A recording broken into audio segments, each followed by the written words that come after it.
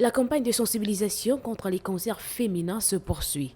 Cette fois, c'est au tour des femmes de la communauté togolaise résidente au Gabon de bénéficier des sages conseils des experts. Et beaucoup d'entre nous vraiment ignorent, sont dans l'ignorance par rapport au cancer féminin. Je souhaiterais que par la grâce de Dieu, par les années prochaines, qu'on ait encore des séances comme ça. Selon la spécialiste, le pourcentage de décès en 2020 des suites des cancers était élevé, particulièrement chez ces femmes, faute d'ignorance.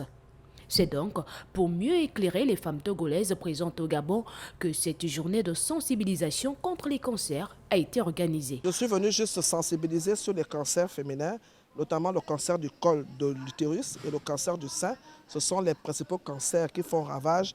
Donc il fallait que toutes ces femmes togolaises qui sont venues nous voir aujourd'hui retournent avec une information en sachant comment faire le dépistage et comment prévenir le cancer et qu'est-ce qu'il faut si jamais on est déclaré avoir cette pathologie. Des messages de sensibilisation, d'encouragement au dépistage qui ont eu l'adhésion de toutes les femmes. Comme la sage-femme nous a beaucoup enseigné, d'abord j'ai appris comment se prévenir du cancer en faisant le dépistage et comment prendre disposition pour éviter cette maladie. Le Togo, qui a une forte représentation au Gabon, a tenu à s'aligner aux exigences internationales dans le cadre de cette lutte commune.